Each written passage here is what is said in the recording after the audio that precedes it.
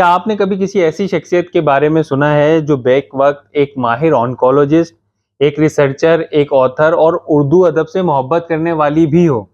ایک ایسی شخصیت جو کینسر جیسے مرض کے خلاف اپنی ریسرچ سے جنگ بھی لڑ رہی ہو اور دوسری طرف غالب کے اشعار سے زندگی کے معنی بھی تلاش کر رہی ہو۔ جی ہاں، میں بات کر رہا ہوں ڈاکٹر عذرا رضا کی، جو ایک امریکی نژاد پاکستانی ہیں جنہوں نے سائنس اور ادب دونوں دنیاؤں کو ایک خوبصورت پل سے جوڑ دیا ہے۔ ڈاکٹر عذرا رضا کا تعلق کراچی سے ہے۔ وہ ڈاؤ میڈیکل کالج کی گریجویٹ ہیں اور آج کل وہ کولمبیا یونیورسٹی نیو یارک میں پروفیسر آف میڈیسن ہیں۔ ساتھ ساتھ وہ سینٹر فار مائلوڈیپلاسٹک سنڈروم کی ڈائریکٹر بھی ہیں، جو ایک ایسا ادارہ ہے جہاں کینسر کے ابتدائی خلیوں پر ریسرچ کی جاتی ہے۔ ڈاکٹر عذرا رضا کی تحقیق نے ایک نئے نظریے کو جنم دیا ہے جسے وہ فرسٹ تھیوری آف کینسر کہتی ہیں، یعنی کینسر کو اس وقت پکڑنا جب وہ ابھی جنم ہی لے رہا ہو اور بیماری بڑھنے سے پہلے علاج ممکن ہو۔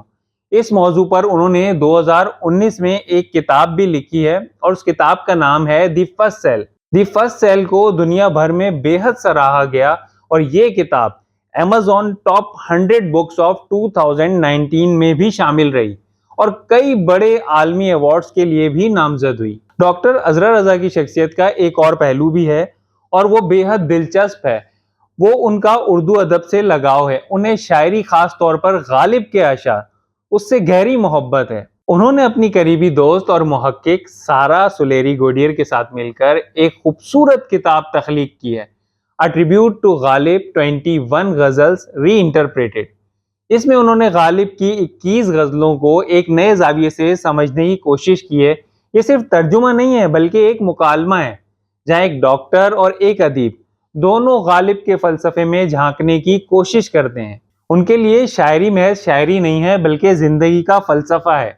اگر آپ نے ڈاکٹر عذرا رضا کو خود شعر پڑھتے سنا ہو تو آپ جانتے ہوں گے کہ ان کے لب و لہجے میں ایک خاص نرمی ہے اور ایک خاص اثر ہے، چاہے وہ غم دل سنانے کو جی چاہتا ہے ہو یا پھر بحر طویل، اور ان کا انداز سن کر انسان حیران رہ جاتا ہے۔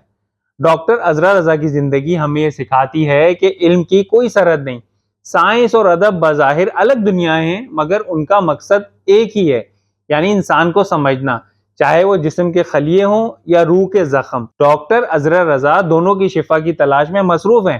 ڈاکٹر عذرا رضا کی زندگی اس بات کا ثبوت ہے کہ ایک شخص ایک ہی وقت میں سائنسدان بھی ہو سکتا ہے اور شاعری سے محبت کرنے والا انسان بھی۔